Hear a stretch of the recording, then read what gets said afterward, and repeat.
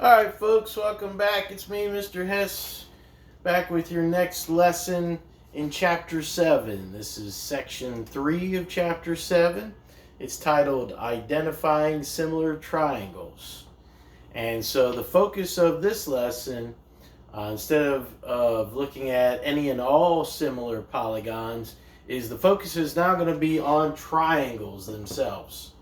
Okay, so only these things we're going to learn in this section apply only for triangles. All right, well, it turns out that just like when we were talking about congruent triangles, there are some shortcuts, some ways that we can narrow down what we really need to know in order to show that triangles are similar. Remember, normally to show that any polygons are similar, you have to show that all of their sides, all their corresponding sides are proportional, and all of their corresponding angles are congruent.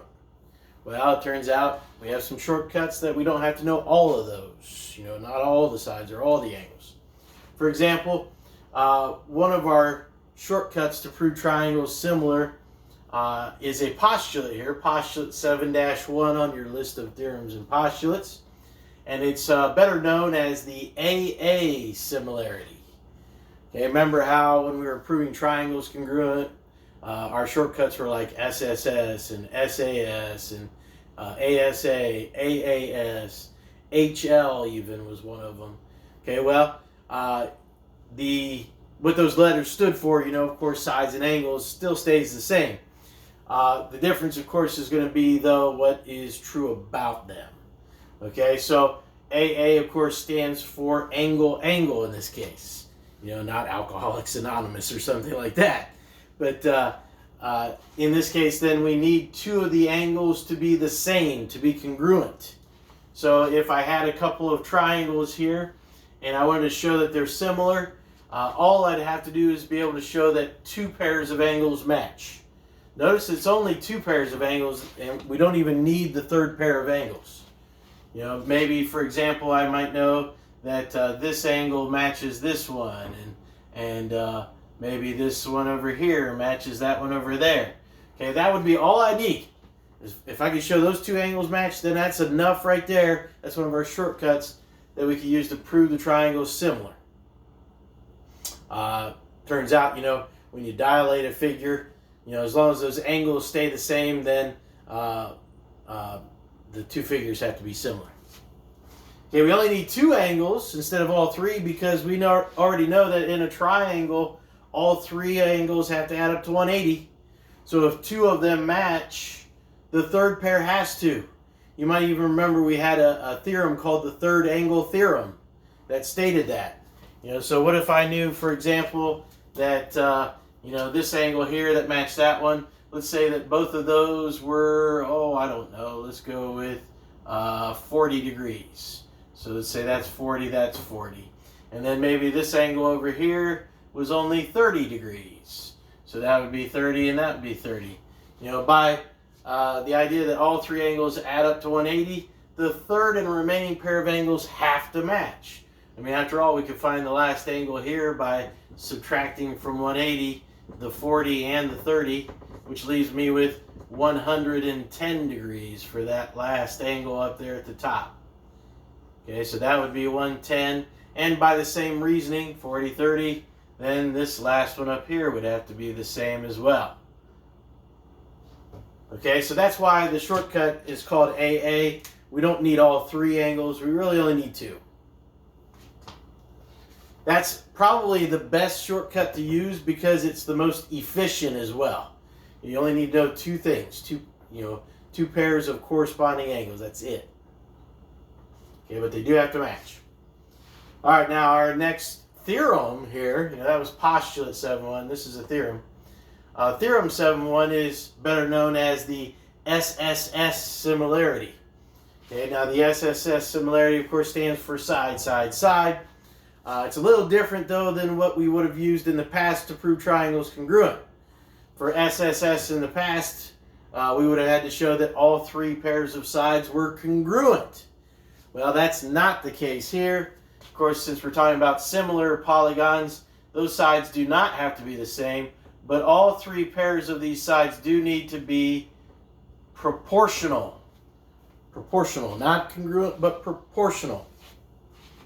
And if you look at the example I've already written up here on the board, we're going to show you that these triangles are in fact similar by SSS. If you look on this triangle, my smallest side is the 2. Okay, and then that's really the best way to look at these two, because they're not always going to be a nice, easy translation like this. You know, sometimes they may do a reflection where they flip it. They may do a rotation. So if you always pair up your smallest side with your smallest side here, so I'm going to pair up the 2 and the 7 in a ratio, and then continue my pattern by putting maybe my biggest side with my biggest side there, 5/17.5. And of course my medium-sized side, the one that's left here, the 4, and the medium-sized side over here, 14. Pair those up. And I want to see if these are in fact proportional. They'd have to be, the ratios here would have to be equal if they're proportional. Well, 2/7 is already reduced. Okay, that fraction is reduced. Over here, starting with the 14 over, or the 4 over 14, I notice that 2 goes into both of those. 2 goes into 4 2 times, 2 goes into 14 7 times. So what do you know? It reduces to a 2/7 as well. Okay, and the 5/17.5, you could reduce that one a couple of ways. You could use your calculator and simply divide that out to get a decimal. You know, I could use my calculator here and take 5 divided by 17.5. Okay, it gives me a big, long, ugly decimal here. But then remember, I think I showed you this once before already. If you hit your math key, and the first choice there says frac, so we're going to change it to a fraction. I'm going to use that. Okay, it brings it up on the screen. I got to hit enter one more time. Okay, and it converts it, and I think you can see it there, to the fraction 2/7. 2/7. Okay, the only other way that I could show you that you might be able to do that, if you don't want to use your calculator, would be to multiply 175 times 10, which basically moves the decimal 1 to the right. And I'd have to do the same up here. Instead of 5, I'd move the decimal 1 to the right, and I'd get 50. And then you'd have to take that fraction, 50 over 175, so it no longer has decimals in it, and then start reducing that. You know, by saying, for example, like that 5 goes into both of these. I actually noticed 25 goes into both. You know, 25 goes into 50 2 times, and 25 goes into that one 7 times. So, again, it reduces to the 2/7. Okay, but you want to check and see if these sides are, in fact, proportional. Okay, if this doesn't check, if we don't get the same ratio for all the sides, okay, then you cannot use this shortcut.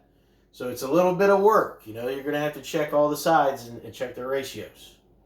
Okay, but that is another technique to show triangles are similar. That does not require any angles at all.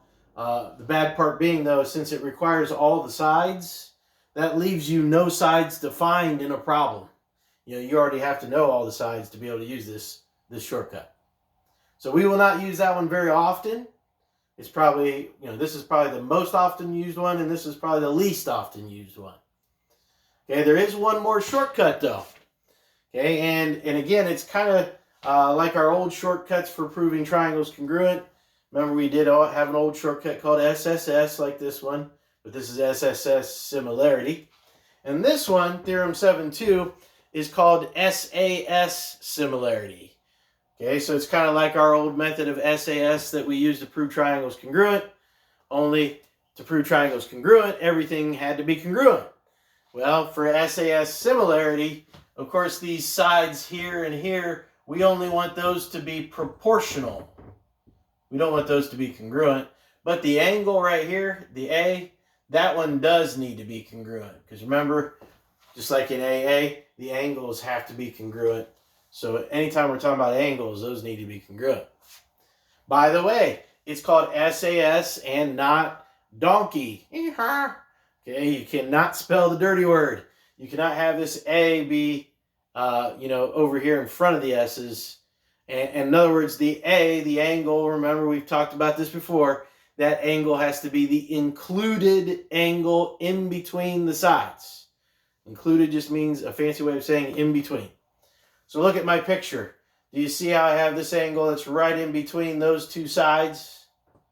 Same down here, I've got that angle right in between those two sides.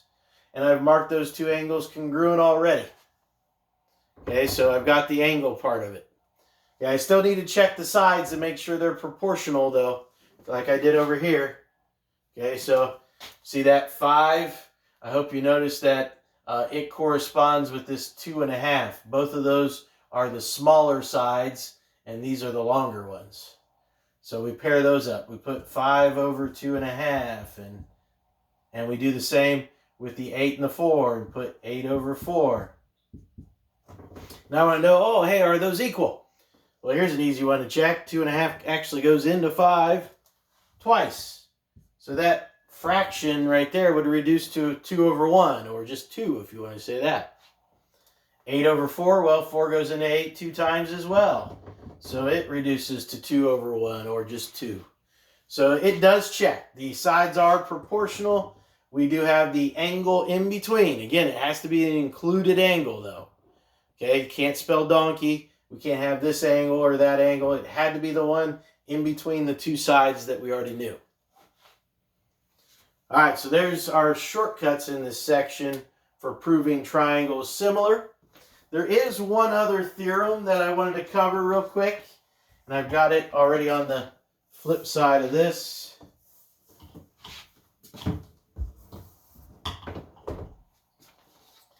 Okay, and this theorem is something that might come in handy, maybe while you're working with similar triangles in a proof or something like that. But it's theorem 7.3 on your list of postulates and theorems. And it says that similarity of triangles is, and there's those big 3 properties we've talked about time and time again: reflexive, symmetric, and transitive. Okay, so now we're saying not only is the reflexive, symmetric, and transitive properties, not only do they work for congruent triangles, but it also works for similar triangles. Remember, that's the symbol right there for similar. It looks like the symbol for congruent, but it's missing the equal sign, because they're not equal. These are similar figures. The one's a shrunken or enlarged version of the other. So the reflexive property still works, because after all, if I had a triangle and let's say it was named cat, it has vertices C, A, and T. Well, any triangle has to be similar to, according to the reflexive property, similar to itself, right? It's like when you look in the mirror and see your reflection. So any triangle is always going to be considered similar to itself. In fact, you could even go on to say, because of this one, that the scale factor that we would use, remember K represents scale factor.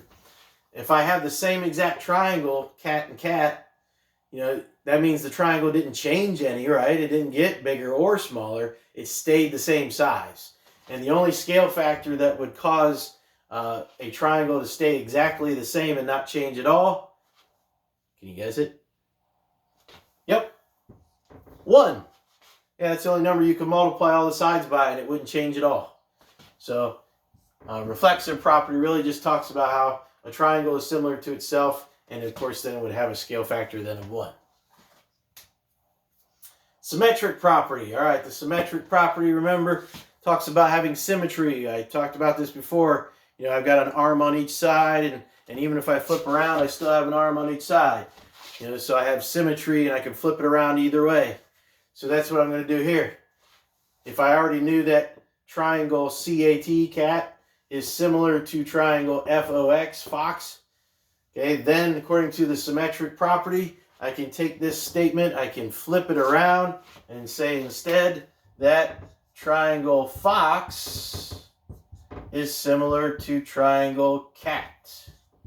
It really doesn't matter who I write first or who I write last. If they're similar, it doesn't matter who's first or who's last.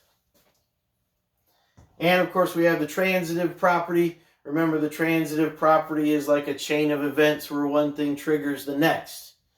So you'll notice that I have on this one starting out two statements. If I know that triangle cat is similar to triangle fox, and if I know that fox in turn is similar to triangle dog, then, okay, now you see we got a middleman involved here. Fox is the middleman.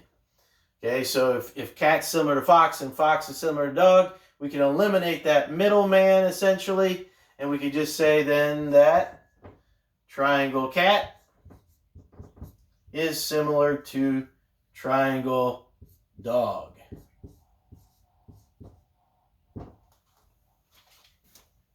Okay, so there was always a middleman involved in transitive property. All right, now if you ever want to use any of these ideas in a proof, though, don't call it Theorem 7.3. Just simply, for a reason in your proof, put, again, still the reflexive, symmetric, or transitive property. In fact, if you look this up in the back of the book on a problem, it would probably have in parentheses the similar symbol instead of a normal congruent symbol. So it might say the reflexive property of similar, similarity for triangles in this case. All right, with that out of the way then, let's go back to our shortcuts that we described on this side of the board here. In fact, these are the only three we have, by the way. Our list is a little shorter for similarity than it is for congruent triangles. Congruent triangles had SSS, SAS, ASA, AAS, HL. Well, for similarity, we just have these three. We just have AA, SSS, and SAS. So I'm going to write those down here in the corner just to remind myself that that's my only three methods of proving triangles similar. So that now I can erase the rest of this and we can try some problems now.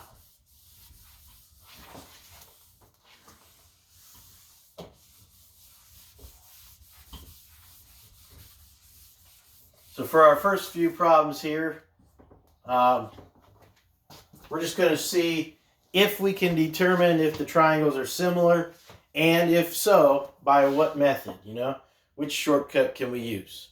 Okay, sometimes we can't do it though.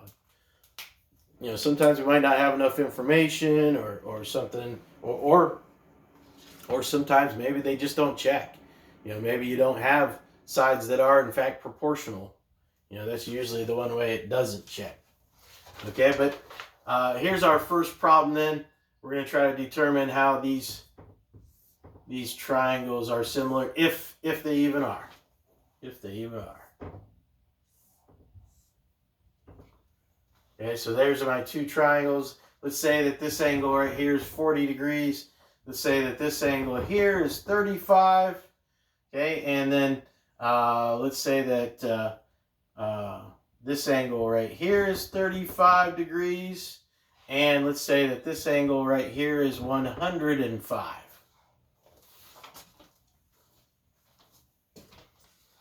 Okay, so at first glance, you might think, oh, they're not similar. They don't have matching angles. 35 does match 35. I see those two match, but 40 doesn't match 105. But don't be so quick to judge, okay, because there is a remaining angle up here, and maybe it's supposed to be corresponding with this 40 yet. So we better maybe find this angle over here. So if I take 180, which all three angles of a triangle add up to, and I subtract from it both the 35 and the 105, which, of course, 105 and 35 add up to 140. So if I take away 140 from 180, oh, look what's left. 40 degrees for that angle. Okay, if that angle is 40 and this angle is a matching 40, well, look at that. We got two matching angles then. Two matching angles is one of our shortcuts for proving triangles similar. So in this case, I could say, yes, these are similar, and I could say it's by AA.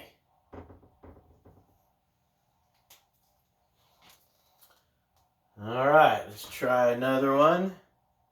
How about this?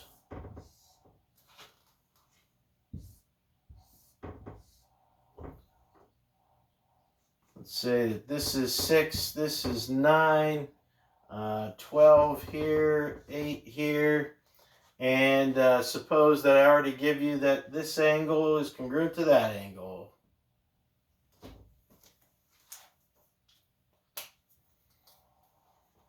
All right, now if you're looking at our shortcuts over here, many of you may recognize right off the bat, oh, hey, you might be thinking that this is going to be a yes. I can see it. I've got a side, angle, side. Side, angle, side. I got the angle in between the two sides, SAS. Okay, be careful. You still need to check and make sure the sides are proportional, though. You know, just because you have a side angle and a side doesn't mean they're going to be similar. You know, what if this side instead of 9 was 9D? You know, what if it was real tall? And the triangles wouldn't look anything alike, would they? Okay, so you still, even though you recognize here you have SAS, you still need to check, you know, you still need to do the math here and see if they are in fact similar. So 12 over 9.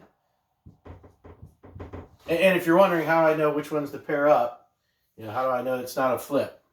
Well, 12's my biggest of these two, 9's my biggest of those two. So I'm putting big over big and then small over small. Okay, and I want to check to see if those are in fact equal. I notice on 12 and 9 that 3 goes into both of those. 3 goes into 12 4 times. 3 goes into 9 3 times. So that one reduces to 4/3. And 8 and 6, I notice that 2 goes into both of those. 2 goes into 8 4 times. 2 goes into 6 3 times. And I see that it is a match here. These are proportional. So finally now, after checking it, now I could say, yes, these are similar. And I could say it's by SAS on this one. Side, angle, side. Side, angle, side.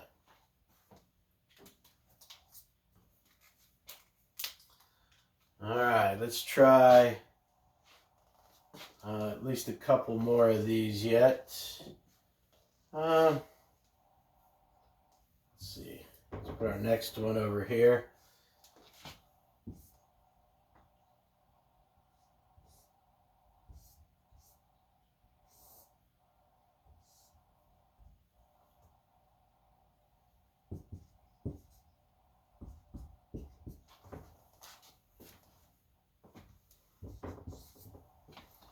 Call this one problem number 3 then. And on this problem, when I look at what I'm given here, I notice I've got a couple of sides here, and of course again, sides whenever you're using any of these shortcuts have to be proportional. You may even happen to notice that if you were to pair up the 10 and the 5, the two biggest, and then the 8 and the 4, the two smallest, okay, kind of like what happened here. They both reduce to the same thing, 2 over 1, or just 2. Okay, so that does make them proportional. The only problem here, we do not have the angle in between. They did not indicate the angle in between is similar. So I can't use SAS, and I don't have the last side either, so I can't use SSS. So I just simply don't have enough information here. These triangles could very well be similar, or maybe not, but they could be, you know, but they could just as easily not be. You know, what if this 5 was way out open, a lot wider, you know, out in this direction? Then it'd be obvious they're not. But in this case, they kind of make it look like they are.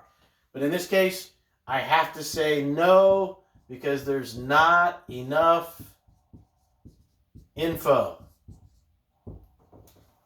Okay? The sides are proportional, you know, it checked on that part so far, the two sides that we had.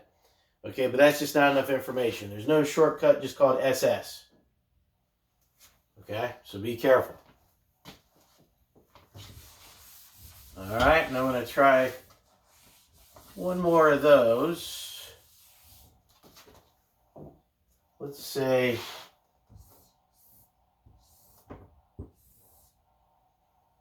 we've got a figure like this, and they indicate that the top and bottom of these two are running parallel to each other.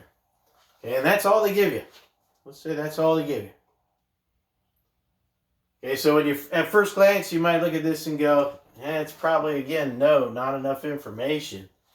Okay, but believe it or not, there is enough information on this one to prove these triangles similar. Because if we have parallel lines, and remember in chapter 3, we got a whole chapter dedicated to this, if parallel lines are cut by a transversal, there's going to be all kinds of congruent angles. We had all kinds of special pairs we learned about, remember? But in this case, the one I want to focus on is the alternate interior angles. See this angle right there? It has to match this one clear down here. Okay? If it helps, remember alternate interior angles make that Z shape. So the top parallel line here, transversal here, and then this bottom line, see the Z? Okay, the corner here and the corner here of our Z then have to match if the top and bottom are parallel. Okay, and you can look at this same Z only backwards this time. You could also look at it here. It goes there, there, and there. Okay, so again, I've got another pair of alternate interior angles here and here. Okay, they would have to match. In fact, you could even, not that we need it, you could even use the vertical angles. Remember, we know that vertical angles, when they cross like this, two lines cross, those vertical angles would match. Okay, but we've already got enough information because I could already say the two triangles have to be similar by that first shortcut there, AA. All we need is two angles. So it would be overkill to use the vertical angles. We don't need it. Okay. So you'll have problems like that where you'll just need to determine if they're similar and if so, by what shortcut. Okay, don't forget, any shortcut that involves sides, you have to check to see if they're those sides are proportional. Don't just assume that they would be because they gave you side lengths. All right, so another type of problem that I want you to be able to do in this section also involves what we were just doing there, but it takes it a step further. In a step further, we're going to actually have you find some missing side lengths. So you might have a problem, for example, like this.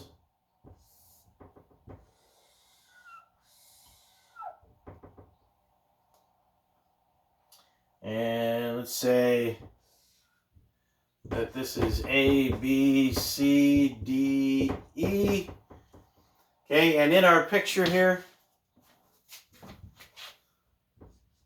we're going to indicate those two lines are parallel. Okay, now again, parallel lines, I want that popping right in your head right away. When you see you have parallel lines, that means you should have some congruent angles as well. Because chapter 3, like I said, was all about that. But in this case, it's not alternate interior angles. Do you see it on this one? Instead of alternate interior angles, see this angle E on the top? Not the lower angle E down here, but the one on top. Okay, that angle E and this angle D, you may notice are a pair of corresponding angles. At each intersection, that's the upper right. Upper right. Okay, and same with angle C here and the top half of B over here. That angle B up there and then this angle C are corresponding angles. Okay, so when we have parallel lines, corresponding angles match. So that tells me in this picture then that this little triangle, you see the triangle AEB? I can now say that that little triangle is similar to the big overall triangle here, okay, ADC. So AEB is similar to ADC. Okay, and I can say that that's true by AA. Okay, we're using AA because I had two matching angles, the corresponding angles. Okay, so on a problem like this, though, what they'll also do then is they might go on and tell you, well, this is 6 and this is 8. Maybe this is 4 here, another 8 there. Okay, and they're going to have you find some missing values. Okay, and one of the ones that we're going to find on this one is this side down here, DC. So let's say I wanted you to find that. DC equals what? Okay, for right now I could call that maybe X, so I can refer back to that. Okay, and since the triangles are similar, then I know that their sides have to be proportional. Okay, similar triangles have sides that are proportional. So I should be able to set up a proportion to help me find DC. Now that side DC down here that I've labeled with X, do you see that on the smaller triangle, when this shrinks down into that smaller one, that its corresponding side would be the 8? Okay, and I still need a couple other values over here as well that'll give me a full proportion so I can solve for the X here yet. So I need to show the ratio of a couple of other sides besides the X and the 8. Now be careful, okay? When you look at this problem, you might notice, well, I've got along here, I've got this 6 and this 8. Okay, and you might be thinking, okay, well, I went, X was the big value, and then it shrunk down to this 8, and I put big over small. So you might be thinking, oh, I better put 8 over the 6 then. That's a big and there's a small. Okay, be careful. The 8 is not the full length of the big triangle. Okay, when you look at this problem, really what you should be thinking is big triangle, small triangle. So X was on the big triangle, 8 is on the small. Okay, if I do that again, looking now over here, on the big triangle, see the big one right here, right? On the big triangle, this entire length is the length on the big triangle. So I have to add the 8 and 6 to get 14. So a 14 is going to go right here. Again, I put big triangle over small. So this is big triangle, that full length, over the small triangle. See how on the small triangle, the corresponding side is the 6? So a good setup here is going to be X over 8 and 14 over 6. Okay, don't fall for that trap where they split this up, you know, trying to trick you into using that 8.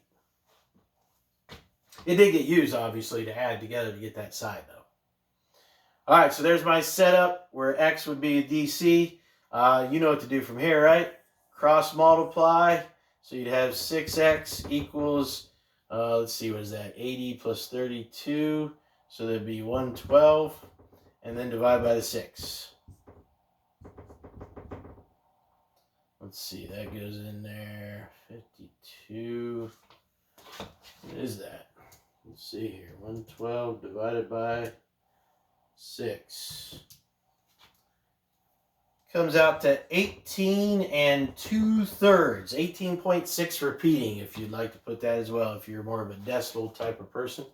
Although I always prefer fractions because you never have to round. All right, so there's DC. They might even have you go on and find other lengths up here as well. You know, for example, on this same problem, they might ask you to find this entire length AC.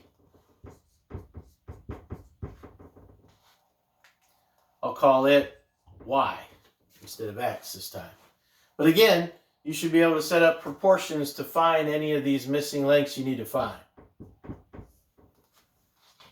Okay, if I wanted to find that one, I noticed that this full length Y here that I want to find is the full length on the big triangle. Okay, so I'm going to be putting it over its corresponding side on the smaller triangle. So Y corresponds with the smaller side here, 4. And then I would reuse, like I did here, the 14 and 6. Because there's a big triangle, there's the small one.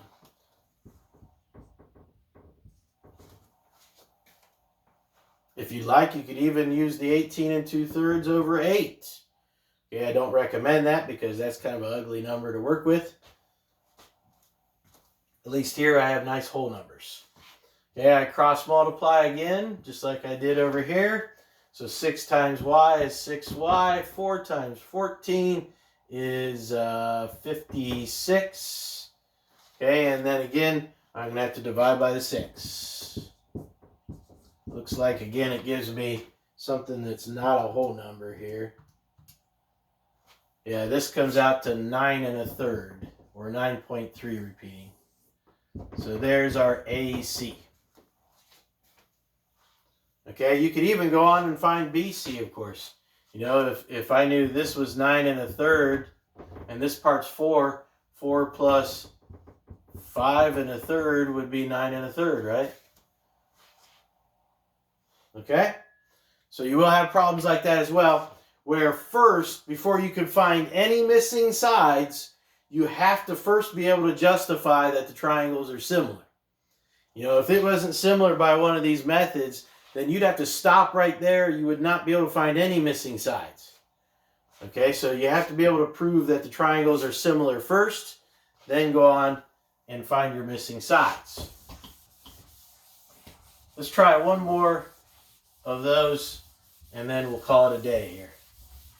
I just want to make sure you understand how to do these. Okay, on this next one here,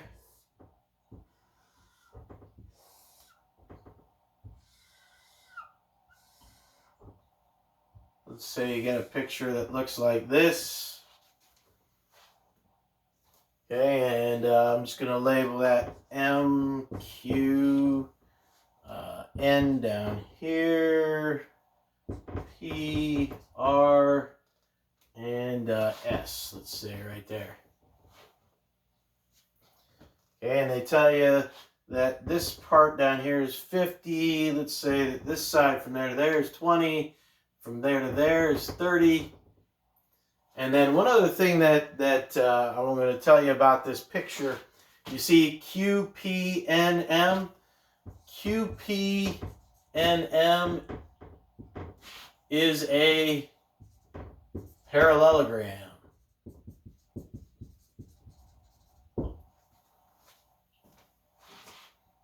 Okay? QPMN is a parallelogram. That's going to come in handy on this problem because they're going to have us then find some missing side lengths. But before we can do that, again, we're going to have to first show that we have some triangles that are similar in this picture. And let's start with that. Let's show you the steps here on how you would show that we have, in this case, in fact, not just 2 triangles similar. If you look carefully in this picture, there's actually 3 triangles similar. Okay, and I'm going to use the idea if I have a parallelogram, then that means I know the top and bottom of this run parallel. And that means if I have parallel lines, that I got to have some congruent angles. Okay, so kind of like a problem I showed you earlier today, I'm going to use the corresponding angles. See how that N right there and then the angle P in the top half up here, those are corresponding angles. So those would have to match. You know, I could do the same thing here and there. Those angles match. And in fact, that gives me enough to go already be able to show that this little triangle RSP, has to be similar to triangle RMN. See that bigger triangle, RMN.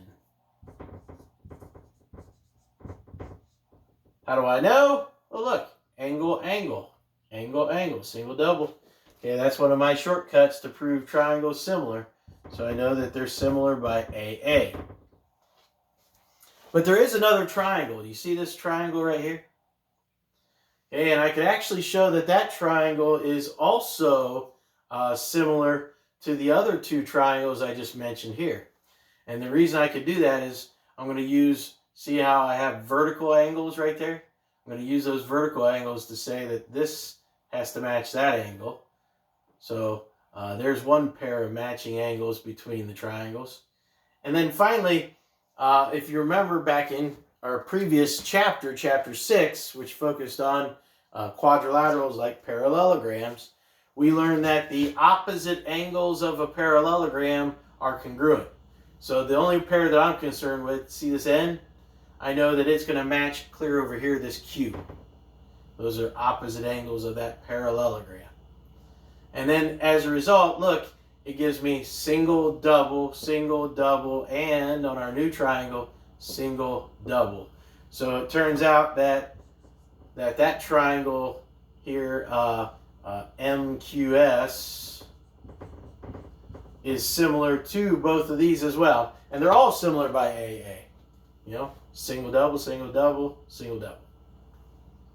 All right, so I've got, in this problem, 3 similar triangles. All right, now here's what they're going to have us find. They're going to have us find some missing lengths here.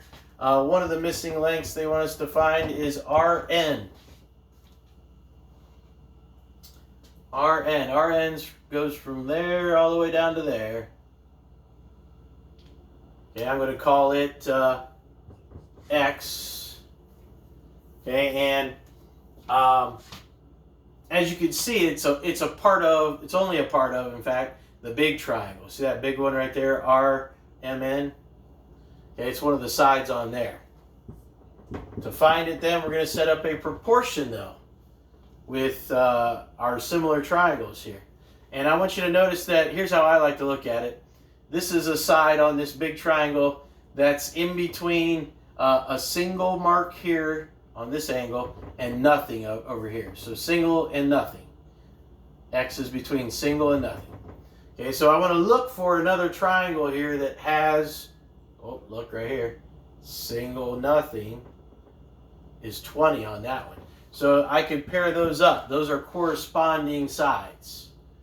Okay, now be careful, it's kind of tricky though, because this triangle, you'd have to rotate to get to this one.